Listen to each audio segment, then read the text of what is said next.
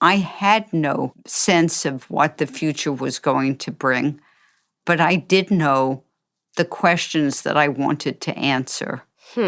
And that is how I have spent my life. And I also knew the various small things that gave me joy. And I knew the mountains I wanted to climb. I knew the dogs I wanted to train. I knew the people I wanted to see. But in terms of what I would do, it always came from the questions I wanted answered. Claudia Goldin has spent her life studying women's participation in the workforce. She was the first woman ever to become a tenured professor of economics at Harvard and is one of only 3 women who've ever won the Nobel Prize in economics. Over the course of her career, Goldin has published foundational research on the ways women balance work and family, the persistence of the gender wage gap, and how birth control has influenced how women make decisions about their lives. She's the world's leading expert on how the workforce impacts women's lives and how women impact the workforce. And now she's one of Time's 2024 Women of the Year. In our conversation, Goldin recounts the moment she won the Nobel Prize, how she discovered her passion for economics, and why she advises her students not to think too hard about their futures. I'm Charlotte Alter, senior correspondent for Time, and this is Person of the Week.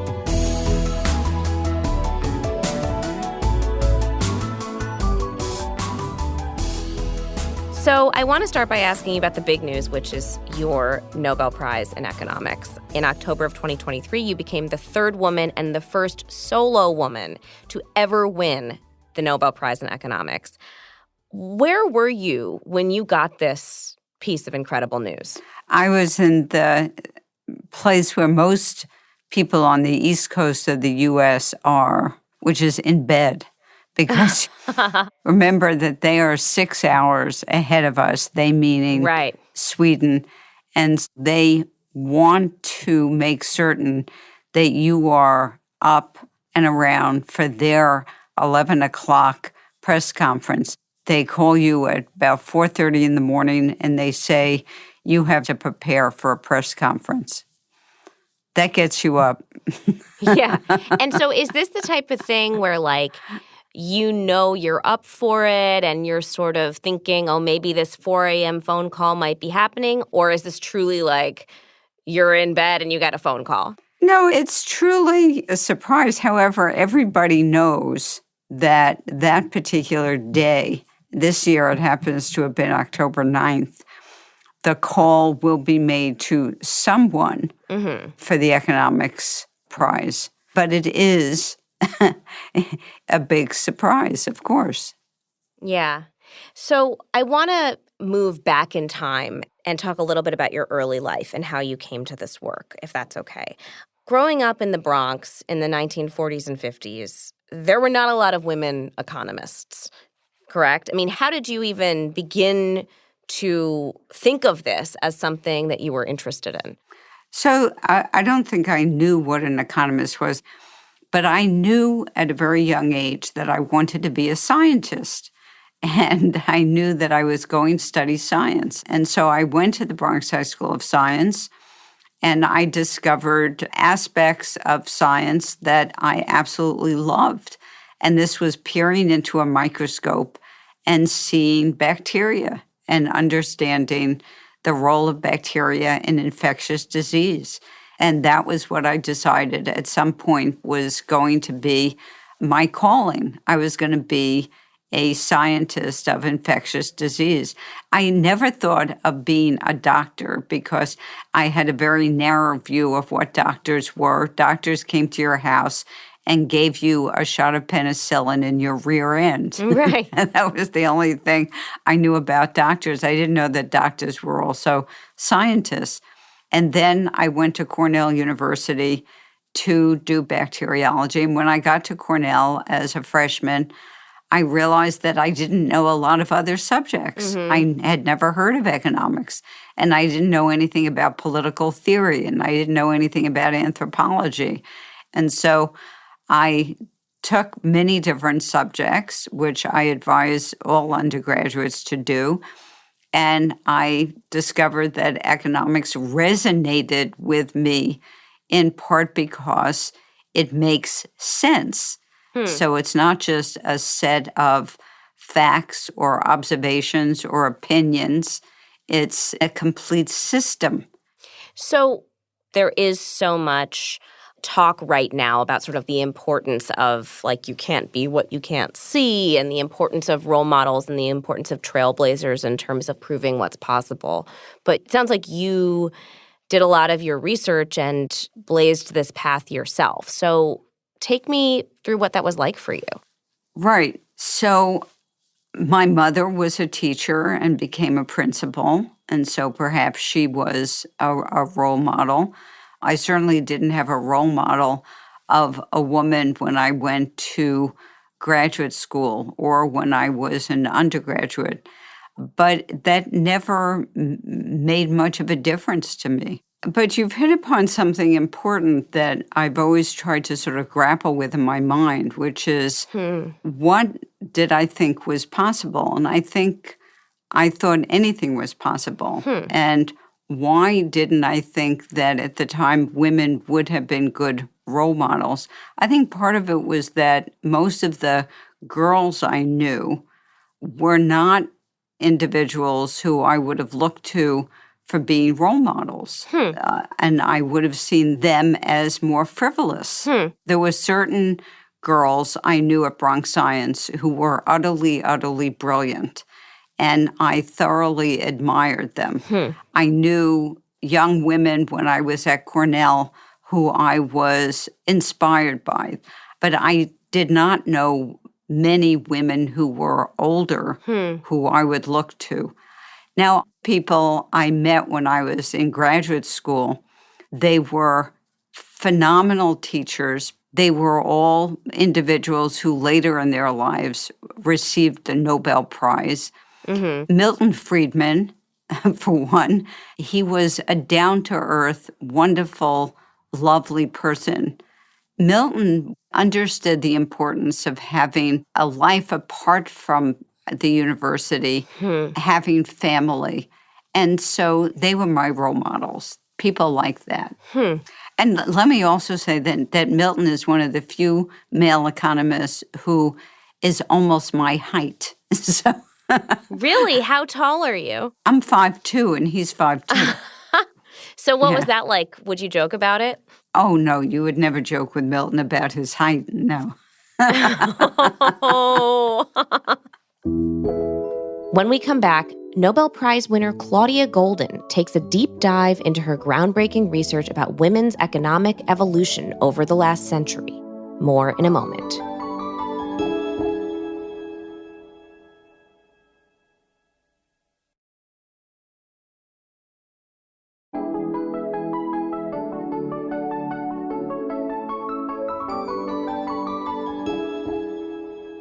So I'm curious, what led you to focus specifically on women's participation and evolution in the labor force? How did you arrive at that specialty? So it became pretty clear that the person who was being omitted from the discussions, we would talk about the children and the male head of the household. We would talk about single women who were working or widowed or those that were separated, abandoned. But we hardly talked about the married woman, the wife, the mother. And I realized that her story was unfolding through the 20th century, and it was a story that someone should tell in a manner that was big and bold and that dug deep into the history.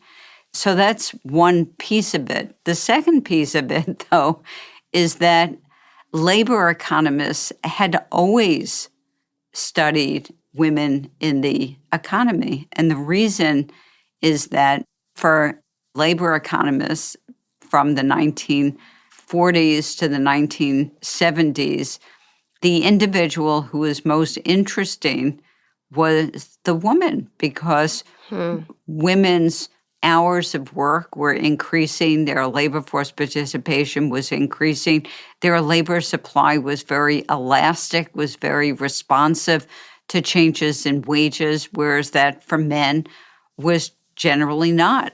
I mean, women's labor force participation was increasing during the mid part of the 20th century from like 20 or 30% to about 70%. That's a very, very large increase. And so that was when I decided that I would focus all my attention on women in the economy. Well, I was wondering if you can help us understand where women are in the workforce now. Because clearly this hasn't been, as we've seen through your research, it hasn't been a clean narrative progression of every decade getting successively more open, more opportunities for women necessarily. It's a little bit more complicated than that. And so I'm wondering if you can just kind of help us situate where current women are in the history of women's labor force participation. Right now, about 45% of the young women in the U.S. will graduate from college. We're becoming almost a majority. And so it's important to think about how our aspirations, our goals, our achievements have evolved over time. So if we go back to a group that graduated college around the turn of the 20th century and just before World War I, and it was a group that could achieve either family or career. They could almost never have both. Half of the college graduates from that group never had a child or adopted one, and about a third never married. So some part of them aimed for a job or a career and knew that this was going to be incompatible with them having something else. So we then moved to group 2, which is a transition generation. But the real group of importance is group 3, which is the group that graduates college from the mid-1940s to the mid-1960s, and they are the mothers of the baby boom. So the age at first marriage plummets. Even for college graduate women, the median age at marriage is about 22, 23, which means that people are meeting their spouse in college.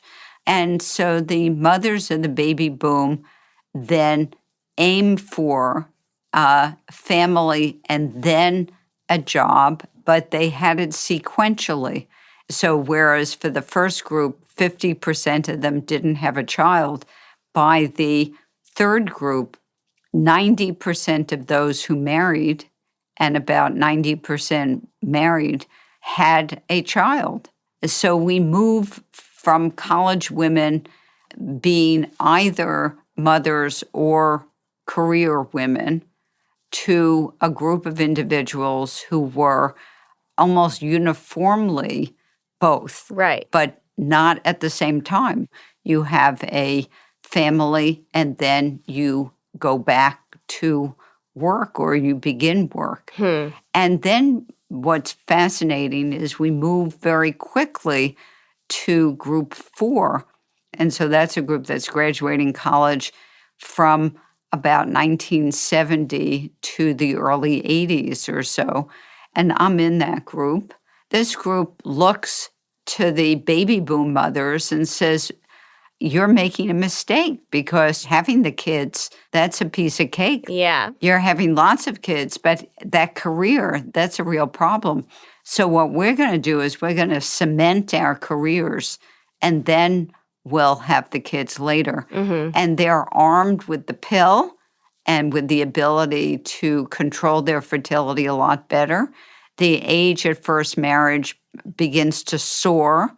So it increases by about 3 years in a period of about 6 years, which is a phenomenal increase, giving them breathing time to pursue advanced degrees. You can go to law school. You can get an MBA. You can begin medical school. You can begin a PhD program. So as a group, they married later. They tried to cement their careers and then have their kids. But about 27% of that group didn't have a child. They sort of woke up at some point and said, well, we forgot to have the kids. Mm-hmm. And group 5, which is the most recent group, graduating college sometime after 1980, they're in their 60s. They're the ones who said, we are going to have both. We're going to have a career and we're going to have a family. Wow. So I'm curious, a lot of this work began in the early 1970s. Were you part of the feminist movement at that time? Did you meet or collaborate with any of the sort of more prominent feminists of that moment? No. And it's probably something that I regret. My colleague in economics, Francine Blau, who I owe a lot to, was a real pioneer and was one of the economists who began the group CSWEP in 1971-72, and I did not. But part of that was that Francine was here at Harvard, and I was at the University of Chicago. And they were two very different places, and they probably are still two very different places. Mm-hmm. But then you went on to break ground at Harvard by becoming the first woman granted tenure in the economics department in 1989, right? Right. So it's sort of interesting. I didn't do anything. They did it. Okay? So I didn't break any ground. Somebody gave me a position and said, you are the first. Huh. That's interesting. No pickaxes were used by me. Why do you think it took so long for them to do that? I don't know. I have no idea. I mean, one point that you have to realize is that there weren't that many women around, okay? Now, in 1975, I visited at Harvard and taught a course, and there were 2 women on faculty at that moment, and one of them was Janet Yellen. Wow. So I think it's important then to sort of look back and ask, who should they have appointed at which moment? But who were the big names in economics who were women who were passed over? So that thing you just said about the pickaxe makes me curious about something else I was going to ask you about, which is, over the course of the last maybe 10 or 15 years, there's been this divided discourse about women in work. And I'm, of course, specifically thinking of the Lean In, Sheryl Sandberg discourse and sort of the debates over how much of women's economic success is related to individual ambition versus how much of it is related to systemic forces and broad economic structures and cultural forces that allow and support women in their economic participation. What do you make of that discourse? Are those the right questions to be asking? There's another part of this that's extremely important, which is the intersection between what we would like and what the labor market offers to everybody. So to the extent that we talk about a particular type of couple, this would be a different sex couple in which there's both husband and wife, both mother and father, and they have children, they have care responsibilities, they're both lawyers, they both have equal ambition, they both have equal abilities, and they take jobs in big ticket law firms. They have heavy debt that they want to pay off, so they go the corporate route, and they do that for a while, and then they realize that that is untenable.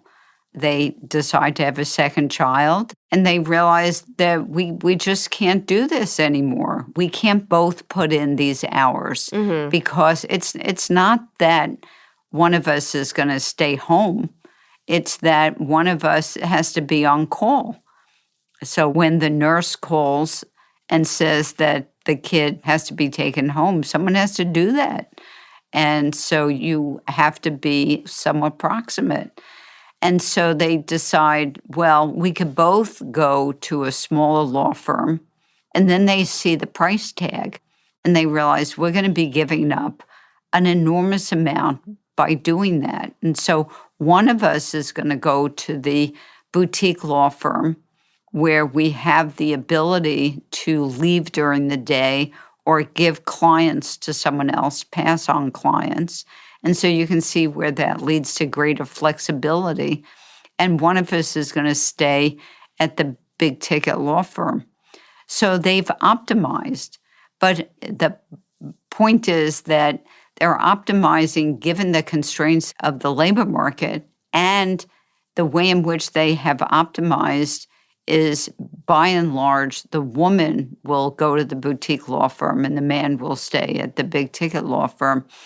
So it's also a part of the norms and traditions and expectations of the people around us. It may also be the desires on the part of the parents that it's done that way, but we can't ignore the fact that this is more standard than we think it ought to be, that if it was a coin flip, it would make us feel a lot better.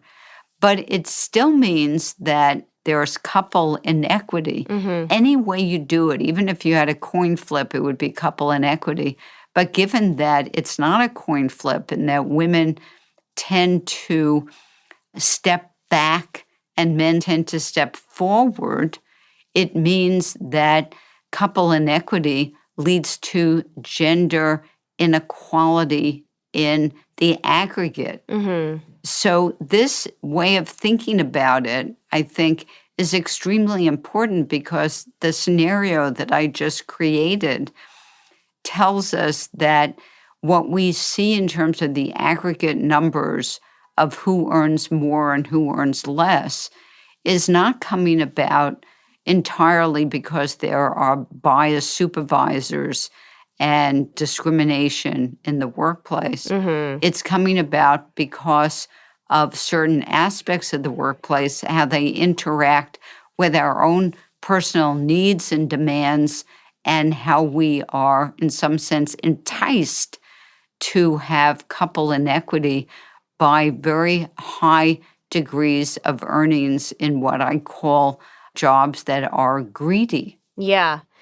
So this concept of greedy jobs, which is something you've written about a lot, is one that I've been thinking about a lot, particularly in the context of what you were talking about with the different groups. And I'm thinking specifically of the one where they would do motherhood and career sequentially rather than at the same time.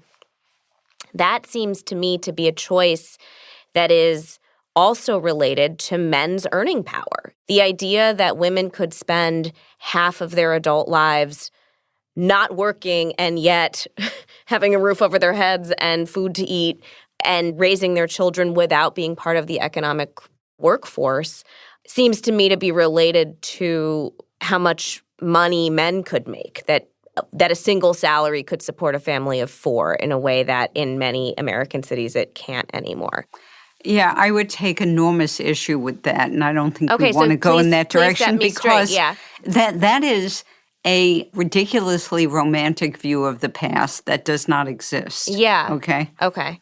Because it is just not the case that family of 4 with one income had the amount of goods and services that people do today.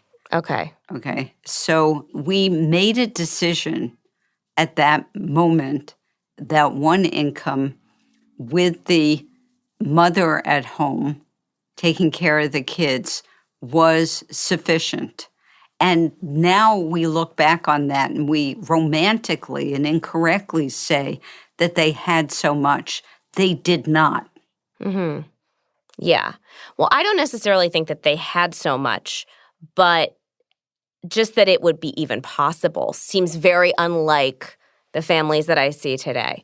It's still possible. Yeah, but maybe under different standards. It's still possible, but we have a set of desires that mean that we want more. Right.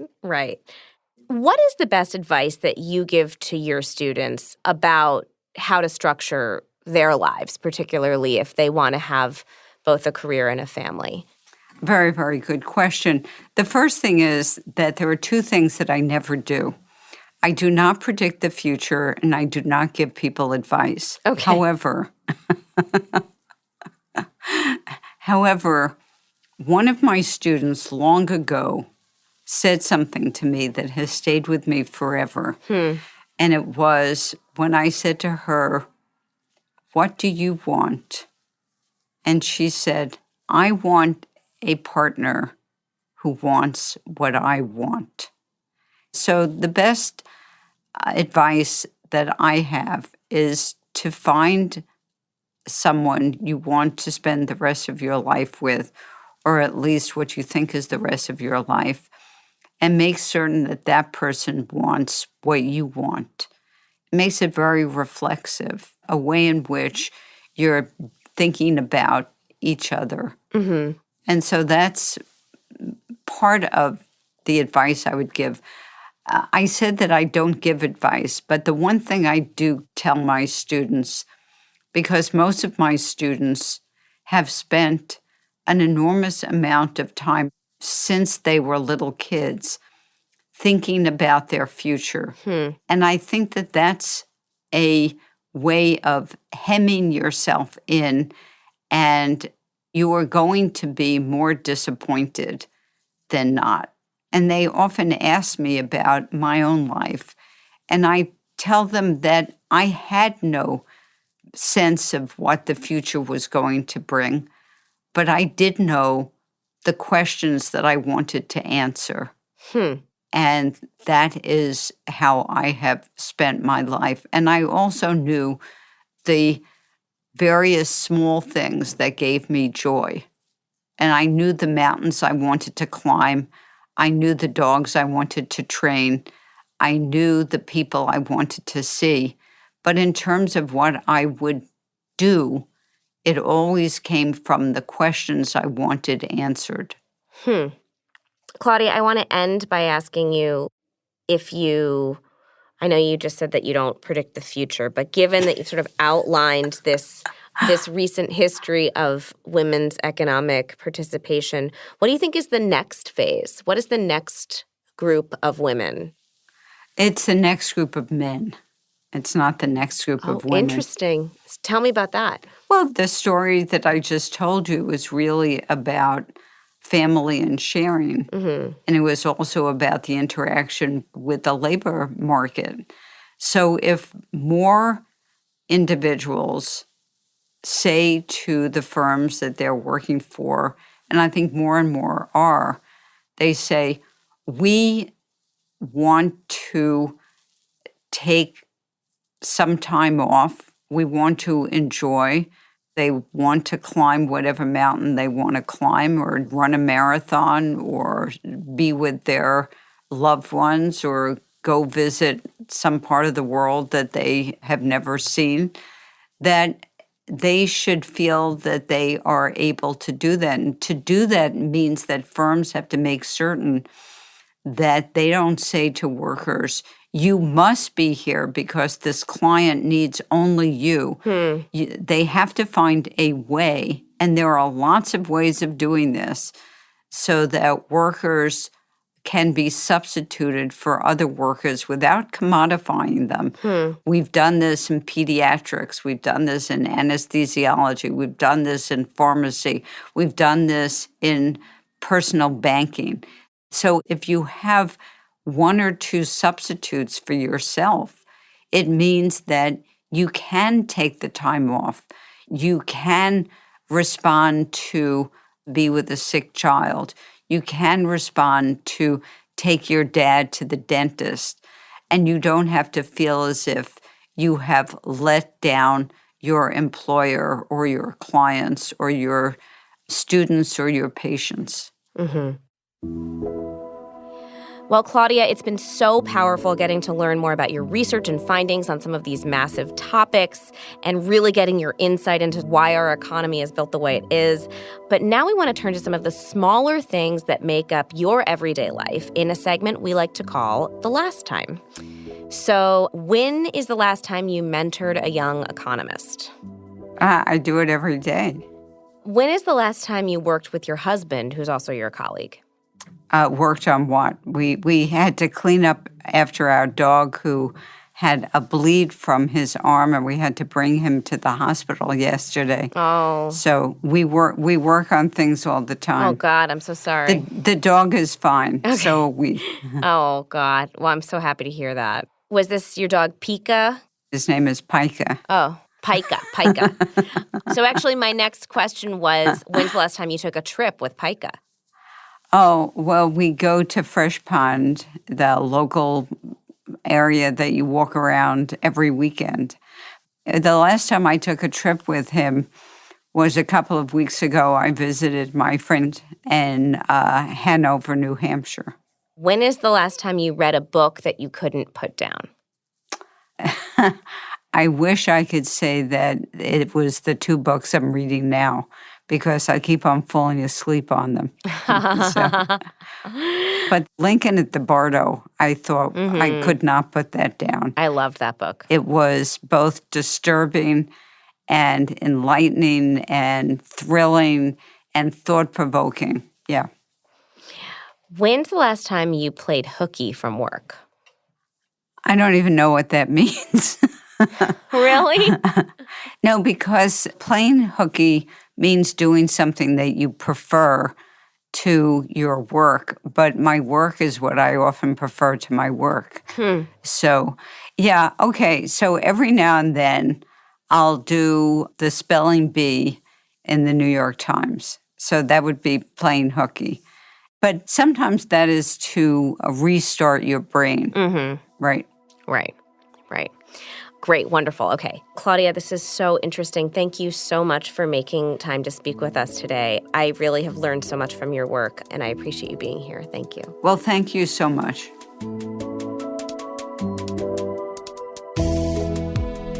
If you want to learn more about Claudia Goldin's groundbreaking research, pick up the latest edition of Time magazine. She's been chosen as one of Time's 2024 Women of the Year. Thank you so much for listening to Person of the Week. If you like what you heard, don't forget to subscribe wherever you get your podcasts. And as always, we'd love to hear from you. So send your tips or thoughts on our show to personoftheweek@time.com. I'm Charlotte Alter. See you next week.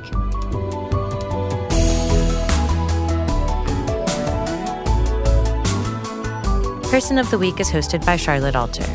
It's produced by Nina Bisbano and Allison Bailey.